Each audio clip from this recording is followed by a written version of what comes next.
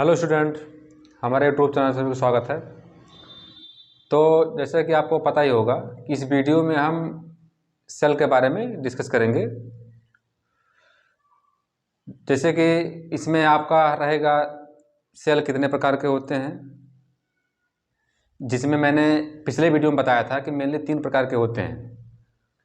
एक होता है केंद्रक के आधार पर, यानी कि on the basis of the nucleus, और दूसरा आपका है संरचना के आधार पे on the basis of the structure, and तीसरा आपका था सेल नंबर के आधार पे, मतलब कोश का संख्या के आधार पे।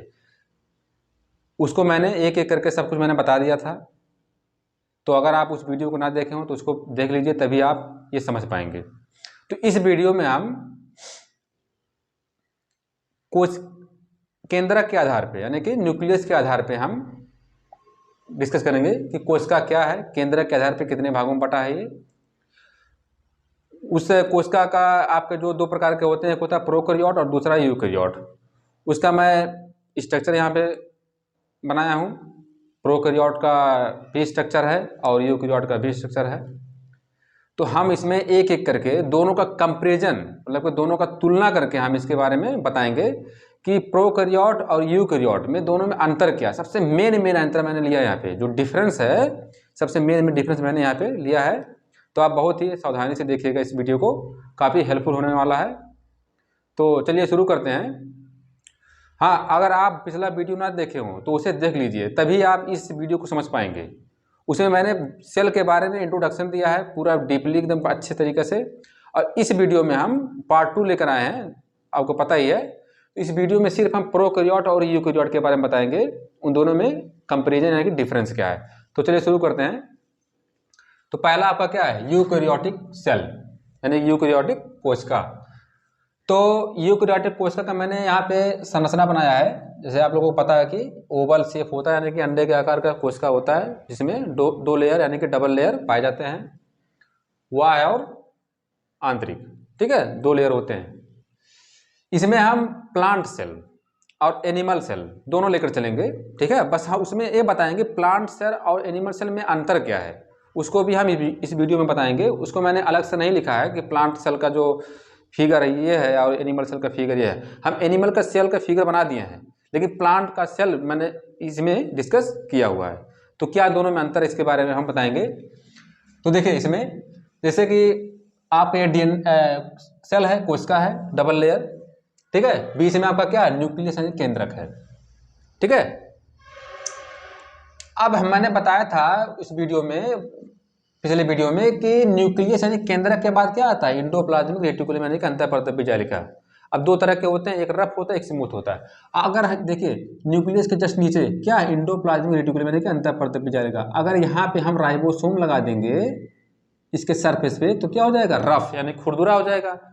और अगर राइबोसोम नहीं लगा है तो क्या होगा, चिकना यानी कि स्मूथ हो जाएगा। अगर रफ है तो प्रोटीन बनाएगा, और चिकना है तो वसा यानी कि लिपिड।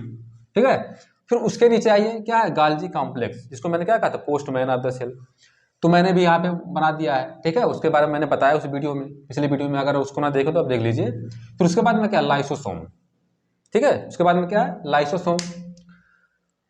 मैंने इन सब का परिभाषा, फंक्शन मैंने उस वीडियो में बताया है। हम इस वीडियो में उसके बारे में डिस्कस नहीं करेंगे, क्योंकि काफ़ी लंबा वीडियो हो जाएगा। तो अगर उस वीडियो को आप ना देखे हो तो उसको देख लीजिए।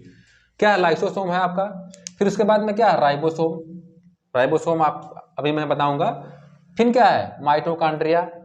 ठीक है, फिर क्या है, प्लास्टिड यानी कि क्लोरोप्लास्ट या लवक। अब देखिए प्लांट सेल में अगर देखा जाए तो ये जो हमारा बाहरी जो कवर है, सरफेस है, वो सेल वॉल का बना होता है प्लांट के केस में। लेकिन इसमें किसमें बना होता है, लिपिड बाइलेयर का बना होता है। ठीक है, पहला केस आपका है वो प्लांट में सेल वॉल, और एनिमल्स में लिपिड बाइलेयर। उसके बाद में दूसरा अंतर देख लीजिए क्या है, प्लांट के केस में क्लोरोप्लास्ट पाया जाता है, यानी कि हरित लवक, लेकिन एनिमल के केस में नहीं पाया जाता है। दूसरा अंतर आपका हुआ। फिर उसके बाद में हम देखेंगे कि प्लांट के, एनिमल के केस में सेंट्रोसोम यानी कि तारक काय पाया जाता है, लेकिन प्लांट के केस में नहीं पाया जाता है। ये तीसरा अंतर आपका हुआ है, इसको आप अच्छे से याद कर लेना। इन सब का फंक्शन मैंने बता दिया है डिटेली। फिर उसके बाद में क्या है, न्यूक्लियस में आप जानते हो कि डीएनए होता है, जेनेटिक मटेरियल, है ना, यहाँ पे मैंने बनाया है, इसके बारे में मैंने बताया है। उसके बाद में वेक्यूल, हाँ देखिए चौथा अंतर क्या है, वेक्यूल यानी कि रिक्तिका, जिसको हम राजधानी के नाम से जानते हैं, ये केवल प्लांट में ही पाया जाता है, एनिमल्स में नहीं पाया जाता है। ठीक है, हो गया आपका माइटोकॉन्ड्रिया, राइबोसोम, सेंट्रोसोम यानी कि तारककाय, लाइसोसोम, हाँ उसके बाद में आपका वैक्यूल यानी कि रिक्तिका हो गया। ठीक है, डीएनए हो गया। ठीक है, एंडोप्लाज्मिक रेटिकुलम, गाल्जी कॉम्प्लेक्स, लाइसोसोम। ठीक है, ये सब मैंने यहाँ पे बना दिया है और मैंने कंपेरिजन भी बता दिया है कि प्लांट के केस में क्या पाया जाता है और एनिमल के केस में क्या पाया जाता है, सब कुछ मैंने यहाँ पे बता दिया। तो चलिए हम करके देखते हैं कि यूकैरियोटिक का मेन कैरेक्टर क्या है, लक्षण क्या है। तो देखिए यू का मतलब क्या होता है, ट्रू, जानते हो यूकैरियोट, यू का मतलब ट्रू मतलब सत्य, कैरियन का मतलब केंद्रक यानी कि न्यूक्लियस, मतलब ऐसे कोशिका जिनका केंद्रक पूरी तरह से क्या हो, विकसित हो, डेवलप्ड हो, उसे हम किस में रखते हैं, यूकैरियोट में रखते हैं। ठीक है, फिर उसके बाद में आपका है यूकैरियोट में दूसरा लक्षण आपका है सेक्सुअल रिप्रोडक्शन। तो देखिए जितने भी यूकैरियोटिक एनिमल्स होंगे सब में सेक्सुअल रिप्रोडक्शन पाया जाएगा, यानी कि लैंगिक जनन पाया जाएगा। अब लैंगिक जनन क्या है, ऐसा जनन जिसमें नर युग्मक यानी कि मेल गैमीट्स, मादा युग्मक यानी कि फीमेल गैमीट्स दोनों आपस में मिल करके क्या बनाए, जाइगोट यानी कि युग्मनज बनाए। ठीक है, उसी को हम क्या बोलते हैं, सेक्सुअल यानी कि लैंगिक जनन कहते हैं। ठीक है, दूसरा अंतर हो गया। हाँ, इनका साइज अगर देखा जाए, इससे कोशिका का जो सेल साइज का क्या है, 100 से 10 मतलब 10 से 100 माइक्रोन मीटर तक होता है। जो यूकैरियोटिक जो सेल होता है इनका जो साइज है वो 10 से 100 माइक्रोन मीटर तक होता है। तीसरा अंतर हो गया। अब चौथा अंतर देखिए, इनका जो राइबोसोम होता है 80 एस का होता है, इसका मतलब जानते हो सब यूनिट। ठीक है, और इसमें जो लार्ज बड़ा सब यूनिट होता है उसको हम 60 एस बोलते हैं, और जो छोटा होता है उसे हम 40 एस बोलते हैं। ठीक है, चौथा अंतर हो गया। फिर पांचवा अंतर देखिए सेल डिवीजन। ठीक है, मतलब कि कोशिका विभाजन। हाँ, अब देखिए कोशिका विभाजन इसमें कौन कौन पाया जाएगा, समसूत्री यानी कि माइटोसिस और अर्धसूत्री यानी कि मियोसिस, दोनों प्रकार का कोशिका विभाजन यहाँ पे होगा, समसूत्री और अर्धसूत्री। अब समसूत्री क्या है, जब एक कोशिका 2 कोशिकाओं में बढ़ जाए लेकिन उसमें गुणसूत्रों की संख्या समान हो।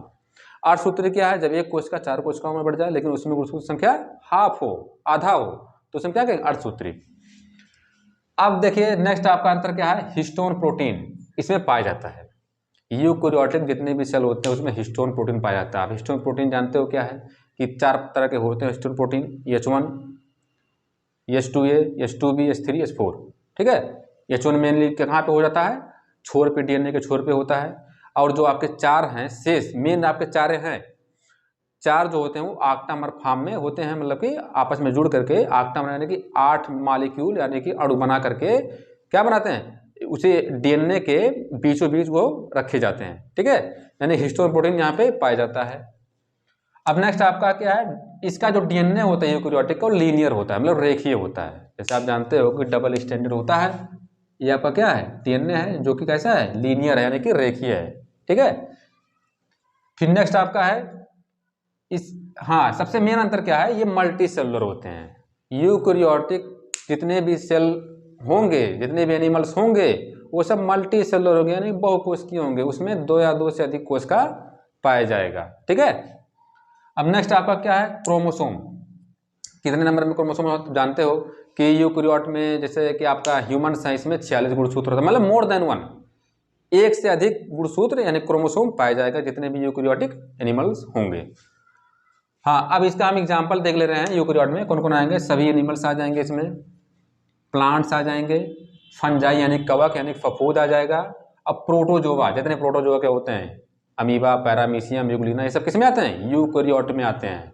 ठीक है, तो आप लोग इसके बारे में समझ गए होंगे कि इसका मैंने फिगर बनाया है, संरचना सेल का, उसके बारे में मैंने बताया है। ठीक है, और क्या क्या इसमें कौन कौन लक्षण पाए जाते हैं, कैरेक्टर, उसको बारे में मैंने बता दिया है। अब नेक्स्ट चलते हैं प्रोकैरियोटिक सेल में। ठीक है, अब प्रोकैरियोटिक देखिए, यहाँ पे मैंने इसका फिगर बनाया है, प्रोकैरियोटिक सेल का मैंने फिगर बनाया है, इस तरह का होता है प्रोकैरियोटिक सेल। सबसे बाहरी लेयर जो ये दिख रहा है हेयर लाइक स्ट्रक्चर, इसको क्या बोलते हैं, पिलाई बोलते हैं। पिलाई क्या होता है, जब डीएनए का ट्रांसफर होता है वन सेल से अदर सेल में, यानी एक सेल से दूसरे सेल में जब डीएनए का ट्रांसफर होता है तो यही पिलाई ही पार्टिसिपेट होता है, भाग लेता है। ठीक है, आप बोल सकते हो कि pili is the connection between two cell that transfer the DNA one cell to other cell. ठीक है, अब नेक्स्ट आपका है डीएनए। देखिए यहाँ पे डीएनए है, आप जानते हो प्रोकैरियोटिक सेल में क्या होता है, न्यूक्लियर मेम्ब्रेन यानी कि कोश का झिल्ली, वो केंद्रक झिल्ली नहीं पाया जाता है। उसमें जो डीएनए होगा वो साइटोप्लाज्म में क्या करेगा, घूमता रहेगा। हाँ है ना, यहाँ पे डीएनए देखिए, डीएनए यहाँ पे पड़ा है। अब नेक्स्ट है आपका प्लाज्मिड। हाँ देखिए प्लाज्मिड क्या है, प्लाज्मिड को हम सेल्फ रिप्लिकेटिव एजेंट भी कहते हैं, मतलब कि 100 द्विगुणित, ठीक है, एजेंट।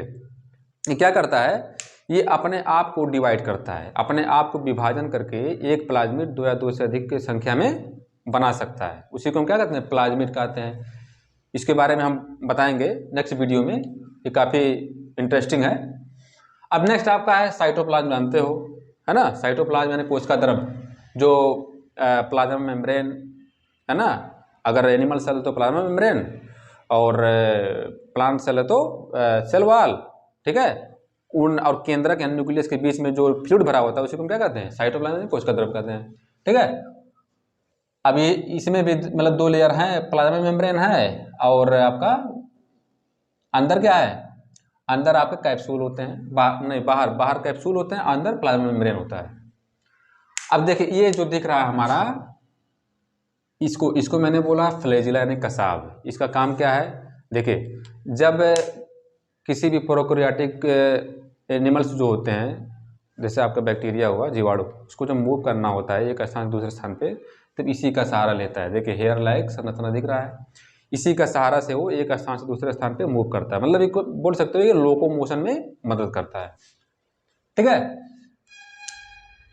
हाँ तो अब चलते हैं इसमें, इसके कैरेक्टर पे चलते हैं, इसके लक्षण पे। तो देखिए प्रोकैरियोटिक, प्रो का मतलब होता है प्रिमिटिव, कैरियन का मतलब होता है न्यूक्लियस यानी केंद्रक। ऐसे सेल या फिर ऐसे जीव जिनका कोशिका, जिनका सेल पूरी तरह से विकसित ना हो, क्योंकि उसमें केंद्रक झिल्ली नहीं पाया जाता है, न्यूक्लियर मेम्ब्रेन नहीं पाया जाता है, इसीलिए इसे हम किस में रखते हैं, प्रोकैरियोटिक सेल में रखते हैं। ठीक है, अब दूसरा अंतर देखेंगे हम, ये जितने भी प्रोकैरियोटिक जंतु होंगे ये सब एसेक्सुअल रिप्रोडक्शन करेंगे, मतलब कि अलैंगिक जनन करेंगे। अब ये अलैंगिक क्या है, जिसमें नर युग्मक यानी कि मेल गैमीट्स, मादा युग्मक यानी कि फीमेल गैमीट्स भाग ना ले। एक ही एनिमल्स अपने आप को डिवाइड करके 2 या 2 से अधिक एनिमल्स का निर्माण करे, उसी को हम क्या कहते हैं, एसेक्सुअल यानी कि अलैंगिक जनन कहते हैं। ठीक है, हाँ इसमें क्या था, सेक्सुअल यानी कि लैंगिक जनन था यूकेरियोट में। देखिए अंतर देखिए, सभी का मैं एक दूसरे के ये अपोजिट हैं। अब नेक्स्ट इनका साइज क्या है, देखिए इनका साइज जो होता है 0.1 से लेकर के 5 माइक्रोन मीटर तक होता है। ठीक है, अब इनका हम देंगे नेक्स्ट आपका यूनिसेलुलर। जितने भी मतलब कि प्रोकैरियोटिक जंतु होंगे वो यूनिसेलुलर यानी कि एक कोशिकीय होंगे, सब में एक ही कोशिका पाया जाएगा जितने भी प्रोकैरियोट्स में आएंगे। ठीक है, हाँ नेक्स्ट आपका ट्रांसक्रिप्शन। इनका जो ट्रांसक्रिप्शन अनुलेखन होता है, अनुलेखन क्या है, डीएनए से आरएनए बनने की प्रक्रिया को हम क्या कहते हैं, अनुलेखन कहते हैं। ठीक है, तो अनुलेखन देखिए यूकेरियोट में मैंने नहीं बताया था, यूकेरियोट में जो अनुलेखन यानी ट्रांसक्रिप्शन होगा वो न्यूक्लियस यानी केंद्रक में होगा, लेकिन प्रोकैरियोट में साइटोप्लाज्म यानी कि कोशिका द्रव में होगा। सबसे मेन अंतर ये है। नेक्स्ट आपका है डीएनए। इनका जो डीएनए होता है सर्कुलर होता है, मतलब क्या होता है, वृत्ताकार होता है। ठीक है, इसका डीएनए कैसा था, रेखीय था। ठीक है, लीनियर में था, लीनियर फॉर्म में था। अब नेक्स्ट देखिए सेल वॉल। हाँ देखिए इनके चारों तरफ क्या होते हैं, सेल वॉल होते हैं। ठीक है, अब सेल वॉल किसका बना होता है, पेप्टिडोग्लाइकेन का बना होता है। ठीक है, जितने भी अगर आपका बैक्टीरिया है तो उसका जो सेल वॉल मतलब वो सेल वॉल से बना होगा, अगर फंजाई है तो पेक्टिन का बना होगा, यानी कि पेक्टिन का बना होगा। ठीक है, जो किसका बना होता है, पेप्टिडोग्लाइकेन का बना होता है। नेक्स्ट हम देंगे राइबोसोम। राइबोसोम इसका 70S का होता है। यूकेरियोट में जो राइबोसोम था 80S था, इसमें 70S है। अब इसका जो लार्ज यानी कि बड़ा सा यूनिट होगा 50S होगा और छोटा सा यूनिट 30S होगा। ठीक है, अब नेक्स्ट देंगे सेल डिवीजन। हाँ इसमें देखिए जो सेल डिवीजन जो आपका होता है वो आपका दो तरह से होता है, मेनली और भी होते हैं लेकिन मैं दो ही बता रहा हूँ। पहला बाइनरी फिशन, दूसरा है ट्रांसफॉर्मेशन। बाइनरी फिशन जब एक सेल दो सेल में डिवाइड हो जाए, बाई का मतलब जानते हो दो, ठीक है। जब एक सेल दो सेल में इक्वली डिवाइड हो जाए तो उसे क्या कहेंगे, बाइनरी फिशन कहेंगे। और ट्रांसफॉर्मेशन जब इनका जेनेटिक मटेरियल एक सेल से दूसरे सेल में पहुंचाया जाए तो उसे हम क्या कहेंगे, ट्रांसफॉर्मेशन कहेंगे, ठीक है। दो तरह का मतलब कि इसमें डिवीजन होता है, विभाजन होता है। नेक्स्ट देंगे क्रोमोसोम। तो इसमें देखिए क्रोमोसोम केवल एक होता है, जितने प्रोकैरियोट होंगे उसमें क्रोमोसोम से और गुणसूत्र केवल एक ही होगा। नेक्स्ट देखेंगे हिस्टोन प्रोटीन। हाँ, इसमें हिस्टोन प्रोटीन नहीं होते हैं, जैसे मैंने बताया था यूकैरियोट में हिस्टोन प्रोटीन मिली होते हैं H1 H2A H2B H3 H4, ठीक है। ये सब हिस्टोन प्रोटीन होते हैं जो एक्टिव फॉर्म में होते हैं, लेकिन इसमें हिस्टोन प्रोटीन नहीं होता, एब्सेंट होता है। सबसे मेन अंतर है आपका ये, इसको याद रखना बहुत ही इंपॉर्टेंट है। हिस्टोन प्रोटीन जो होता है प्रोकैरियोट में नहीं पाया जाता है और यूकैरियोट में पाया जाता है। अब इसका हम एग्जाम्पल देखेंगे, आर्किया बैक्टीरिया यानी कि जीवाणु, और उसके बाद साइनोबैक्टीरिया यानी कि बीजी यानी कि ब्लू ग्रीन एल्गी, नीला हरा शैवाल। ये सब जितने भी हैं सब किस में आएंगे, प्रोकैरियोट्स में आएंगे, ठीक है। तो हमने इस वीडियो में आपको यूकैरियोट तथा प्रोकैरियोट के बारे में एक एक करके उनका जो लक्षण है सब कुछ मैंने बता दिया है, ठीक है। तो अगर आप इसे उतारना चाहें तो उतार सकते हो, क्योंकि बहुत ही इंपॉर्टेंट पॉइंट है ये, कोई भी पूछ सकता है, ठीक है। तो हम नेक्स्ट वीडियो में और भी लेकर आएंगे संरचना के आधार पे, ठीक है। तो अगर हमारा वीडियो आपको पसंद आए तो इसको लाइक, सब्सक्राइब और शेयर ज़रूर कीजिए। Thank you.